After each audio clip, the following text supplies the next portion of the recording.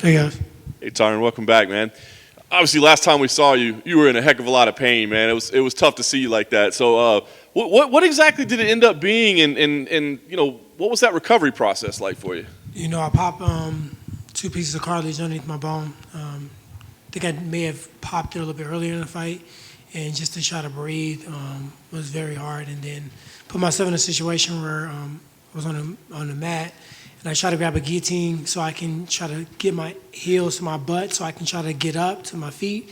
And when I did that, it popped again. So really, I stayed here another 2 or 3 days just because it was too tough to breathe and move around. Stayed in Vegas, and then it's really nothing you can really do besides just endure the pain and just be comfortable and take pain meds and stay off of it and just, ice it. So it took several months for me to get back to normal, but I'm ready to roll now. Yeah, so I was actually a little bit surprised. Like, I thought the turnaround was kind of fast. I mean, was that like a goal for you that like, hey, I got to get back in there, or did you just go, well, they offered, and I'm kind of feeling all right? I really didn't think about the time frame. Contrary to a lot of people believe, I like to be active. When I was champion, I had, me and John Jones, the only one that had defended the belt 4 times in a year. So I like to fight, and once my body started feeling better, it was better for me to deal with, the fights that happened before than just to crawl up on a rock. So I think a champion really comes back and show you guys what he's made of. Let's say, I mean, the veteran that you are and everything that you've accomplished, and you got other things going on. I mean, when you go through pain like that just completely immobilizes you, does that start making you think a little bit like, man, is it worth going out there and doing this stuff anymore? It's always worth it. I mean, that half a millisecond of, I won, nobody can screw me on a scorecard, or you knock the person out, or you get a phenomenal performance, it's crazy enough, but that's what we do it for. We get back in there over and over again for that chance that we get that one moment. And for me, I got another gear, I got another level I can actually reach, the tools and the skill sets I possess. I haven't always shown it. And, when I fought Darren Till, that's probably the closest to one of the most perfect fights I've had. And I just want to try to do better than that. So for me, it's a part of the game. It's part of the journey. I didn't understand it. It doesn't make a lot of sense to me, the way things went down. But at the end of the day, I just got to quit questioning God and just go out there and do my thing. Yeah. So obviously, everybody's talking about the losses that you've had to deal with. We're talking about literally number 1, 2, and 3 in the world. You're not getting finished. You know what I mean? So what do you take out of those? I mean, you're talking about it's the process, right? I mean, do you look at the results, or do you look at how you performed, and what do you take out of that? I mean, you're literally fighting the absolute best in the world. I was in L.A. for a bulk of the training camp, and I was working with Antonio McKee, and I was staying with my buddy Lynn Odin. He's a director for Cobra Kai, the #1 film on Netflix. And he was just telling me, he said, one thing that the director told me, he said, be performance-centric, because you can really control your performance. And I just know that with me performing to the level that I can perform, everything else is going to pan itself out. I'm not going to have to worry about wins and losses. I'm not going to have to worry about bonuses and big fights. And I think I was focused so heavily on proving people wrong so many times in my career that it took away from focusing on proving people right. I got 20 or 30 people I got to prove right: coaches, loved ones, kids, training partners, people that really support me from the beginning. It's millions of people you got to try to prove wrong. So for me, just really focusing and really just understanding that life is not always a straight path. It can be, but we make choices, and I made choices in my life that kind of veered me off that path, and those are things I have to deal with. And quitting is not an option. I got to go out on top like I plan to do. And the way I saw myself in the beginning of the sport, that's not the way. It wasn't losing to these guys, and though they were, the champion, 1 and 2, but on paper, I'm a better fighter than all of them. So there have been times in your career it feels like you're fighting with a chip on your shoulder, fighting angry. Do you feel like in retrospect that was the wrong approach? It worked for those moments, but I didn't need to. I should have just been fighting because I was the best. I should have been fighting to prove that everything that we worked on, everything that we did made sense. And it did. It always made sense. I never ever went into a fight not prepared, not in shape, not ready, not trained, not cautious and conscious of everything that my opponent could or could not do. So with that said, there's nothing I've ever been surprised with in there. You know what I mean? Never. And for me, focusing on just the performance alone would have solved so many different problems. Sometimes you may have seen a little bit more rah-rah out of me, but that should have came out anyway. Nobody should have to make me mad. Nobody should have to say I couldn't do something for me to do that when I know I already can. Do you have the role planned out for Cobra Kai? You're going to get on there, right, dude? For sure. I don't know exactly what I'm gonna do, but yeah, I'm on there somewhere. I dig it. Talk about Vicente Luque. I mean, you were the guy who was. I just wonder if he's on your radar. 'Cause, like, for the longest time, people came to you, right? You didn't have to watch out for the division; they're coming to you. So, was this somebody you were watching at all and thinking, "Oh, but we're going to cross paths at some point"? You know, I always watch these guys, and they still are coming for me. Even like think about the old rubric of the sport. Someone off of a loss usually fights somebody off of a loss.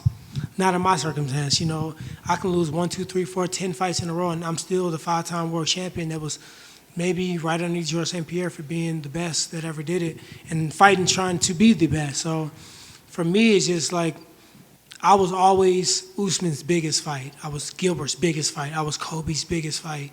But before then, Darren Till was my biggest fight. Robert Lawler was my biggest fight. Carlos Condit was my biggest fight. Koscheck was my biggest fight. And I needed to think of those guys in that way, and I didn't. So Luque, for me, I think very heavy-handed, great in brawling, very tough chin, durable, good conditioning. He's finished so many fights in the final seconds, you can't ever count him out. And he's my biggest fight. Yeah.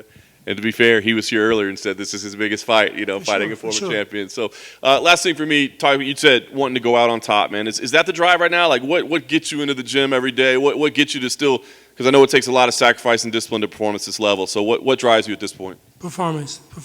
I just see myself controlling the variables that I can control. And I've trained. I put my body through the fire. I'm ready to go. And just performing. Like I don't even know how I can say it in any different way. I'm trying to draw some more fancier $50 words for you, but that's all it really boils down to is performing. And I do that against him. And I just focus on who's in front of me. Every fight is the biggest fight, and then after that, it's the next biggest fight in performance. And if I can do that, I think I'll be fine. Tyron, you mentioned the Darren Till performance and how it was nearly perfect. Does that performance and then going from that to the next 3 fights make it harder to understand why the things aren't going your way in the cage? Because you went from a perfect performance to less than stellar ones. Yeah, I mean, it's always confusing because you've been at the top for so long. You've been out the red corner for so long, and I told myself my last loss is my last loss. You can tell yourself anything you want, but if you don't go out there and exercise your free will, you know, things can happen in the octagon. These guys were training while I was recovering from injuries. You got to recognize that very few fights did I not come out with either a surgery requiring injury or going into a fight with an injury. And that's just the fight style I fight. When I fought Damian Maia, I tore my labrum on the first punch. I was trying to take his head off. You know, it closed his eye, but I shattered my labrum on the first punch. Same thing with Kelvin Gastelum. Same thing with Darren Till. I tore my CMC joint trying to crack his nugget open. And I think when you fighting to that style where you're just trying to put that kind of demolition, you know, and that kind of violence in a performance, you're going to get injured. And I fought through those fights, and many of them I won. And in between me recovering, my opponents and my adversaries, they were training. They were getting better, and they were watching film, and they were, you know, with their team. And the time I took breaks, there's also seeds I planted. You know, you got to recognize that when you're at the top, you got a lot of opportunity, a lot of exposure. You got a lot of VIP, a lot of party, a lot of things you can get into. And I got into the lifestyle for a while. And, you know, I think karma's real, and I think you got to pay the piper at the end of the day. So I just believe that those last thorn bushes are gone. I feel like I've done things now. I've done things even in those last 3 fights, man. I trained my ass off. I was so ready.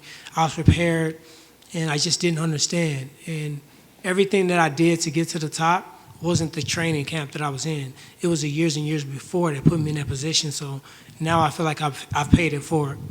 You still have time to turn things around, but the story of a fighter getting to the top and then getting into the lifestyle, like you said, we've seen it time and time again. Do you think that's something you'll regret after this all done? No, because I'm here. It didn't kill me. It didn't take me away. It didn't decapitate me from the sport. And I think the story's better. The story's better when someone comes back. The story's better when somebody didn't quit. You know, and you know, I'm 38 years old. I'll be 39 in a couple of days, and I'm still on top. I'm still fast. I'm still explosive. I'm still probably the best mind in our division as far as IQ and knowing what's going on. Like even when I wasn't doing, you still can look in my eyes and know that I can see stuff. Why is he taking it? He can avoid that. You know what I mean? I'm still there. So for me, I don't regret it because I think everything is a part of the story. Everything is a part of the life. And like my mom said, you can't undo done. It's done. So what am I going to harp on it? That's a cool saying. We've seen it before as well with fighters. They have a bad run of form, and then it's almost like they feel they have to make a drastic change to get things back on track. Did you ever feel like, oh, I might just move to middleweight, or I have to walk away for a couple of years? Or did you think of any drastic changes, or did you think, no, I just need to stay on the path that I've carved already? My lifestyle was already drastic. I already trained drastic. I don't know how much more I could have taken on my body anyway. So I just needed to focus on my mindset and being willing to put yourself into the fire, not wanting to play, oh, okay, I'm going to go out here, hopefully I get this quick knockout. Or this person's good, but they're not anywhere near as the other guys I've competed against. Or just really just being okay with the worst case scenarios. I can be hurt, I can be losing, I can be down on the card, so I still got to find a way to win. I can be winning, somebody can come back and clip me with a shot, and I got to keep it together. Or it can be a barn burner, and it may be one punch or one combination or one takedown or one escape or one get back up from the ground that solidifies the win. You got to be okay with all of that. You got to be okay with that. You go out there and you perform your ass off, and the judge didn't see it your way. If you're okay with all those different outcomes, what are you scared of? So I don't really need to do anything more. I mean, I've trained with Antonio McKee years and years back. One, shit's hard. Nobody want to just willingly, openly just walk in there and do the shit. So for me, I had to take myself out of position where I can call the shots. And that wasn't just with McKee, but that was with Dean. That was with Eric Brown. Everybody, no, we going again. No, another round. No, push it. You going 8 today. We're not doing 6. Push your head back, breathe, move forward, hands up. You know what I mean? And just the training partners. My training partner that's in here somewhere, he was screaming out, we're going to suffer together, we're going to die together. I kept saying, he said it for weeks. I said, hold on, man, we ain't finna die. Hold on, I get it, we ain't finna fucking die in this motherfucker. But I know what he meant. He meant die to the spirit so you can die to the flesh so you can live in the spirit, so you can freely go, because it's really spiritual out there. No matter what you believe in, when your body is done and you know you really physically shouldn't be able to do more, your spirit kind of takes over. Adrenaline, you go on autopilot. But if you don't do it in the practice room and you don't push yourself through it in the practice room, you're not going to do it in a fight. So. Last thing for me, it's not a particularly pleasant question, but over the past few months we've seen names like Overeem, Dos Santos, Romero been let go from their contract at the UFC. Is there any concerns that after this fight that could happen to you? Could have got let go before this. Could have got let go after Gilbert. Could have got let go after Usman. Could have got let go after Till. It's not up to me. It's up to the organization. And I'm grateful that I got another chance to go out there and show myself. And in doing so, you guys get a chance to watch as well what I am, how great I am. So I can't think about that. I'm thankful and I'm grateful. And sometimes in the past, I had to recognize that I didn't run the organization. And whether I thought they should have promoted me a certain way, I did certain things. They got 600 athletes to think about. It wasn't always about me. And I may have figured that out a little too late in the game, but at the time, I never really trusted a lot of people. Like, I grew up in the street. I grew up gangbanging, and, it's trust and respect is earned, and I don't trust. My head's always on the swivel. I'm always looking around and making sure my surroundings are good. I live in the murder capital of the fucking country. I got to move a certain way, so I connect dots, and I put things together, and I'm thinking this is what the intent is, and then I always want to prove it wrong, so if I could look back, maybe I would have just focused more on performance and the things I can't control. I can't control what's behind the scenes. So to answer your question, that's not even in my mind right now. Thanks, Tyron. Tyron, right here.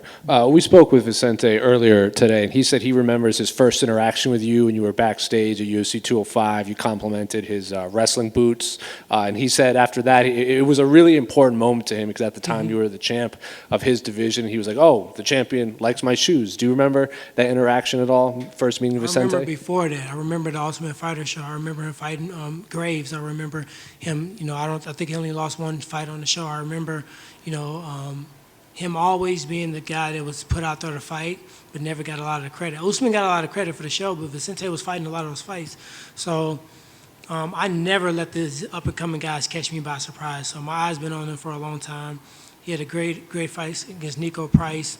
He had a great fight against even Wonderboy Thompson. Wonderboy did what he did best in the second and third round, which is to, evolve and shift. But he still was in the fight. He never stopped trying to walk him down. So I appreciate that, and I definitely respect Vicente. I've always have, and I know he's coming after me, and I sense that, and I feel it, and I welcome the smoke. Do you still think he's in that position where he doesn't really get the respect that you know how good he is, but maybe his ranking isn't indicative to his skill set or something? Do you still think he's like I'm that? not fighting a number. I'm fighting an opponent. So the real ones and the true people that study the sport and the real fighters, they would think I would be an idiot to really underrate this young man, especially someone that's continually getting better and better and better and punching harder and harder and harder and finding ways to just. He has a really good rubric. Watching film and breaking them down, he's kind of sneaky on the way he sets the fight up. He's puts you in bad position. He kind of backs you in a corner where you're forced to go to one place where he does really well. And a lot of people don't recognize that because he doesn't talk a lot about it. He don't talk a lot in general, and he just kind of goes out there and do. And I used to be like that. I let people think that I was just this athlete and I just had a one big right hand. And for years, I just allowed that to happen on purpose because they really underrated my mind and how high of a fight IQ I had. So by the time they figured out what I was doing, it was too late. And finally, you mentioned yourself, you were a champion, you defended your title 4 times, and you liked to be active. But if you look at the top 5 of this division, none of them have fought each other outside of the champion. So as someone that used to sit atop this division, is it frustrating at all to see that no one in the 1 through 5 seem willing to fight? They're all kind of calling for the title, not willing to be matched up. I can't focus on that. I gotta focus on my legacy, and I gotta get it back in order, get it back on track. So, to be real honest, I haven't really watched a lot of it. Hey, Tyron over here. Right here. Tyron, at this stage of your career, how do you measure growth in your game? Because obviously after all the big fights and where you're at, you're not about to drastically change your style to look completely different. So how do you measure that growth? How do you know that? Or I don't know, are you about to be throwing a lot of head kicks, flying knees, looking like Adesanya? I mean, the good thing about it is you get a chance to watch on Saturday. Thank you.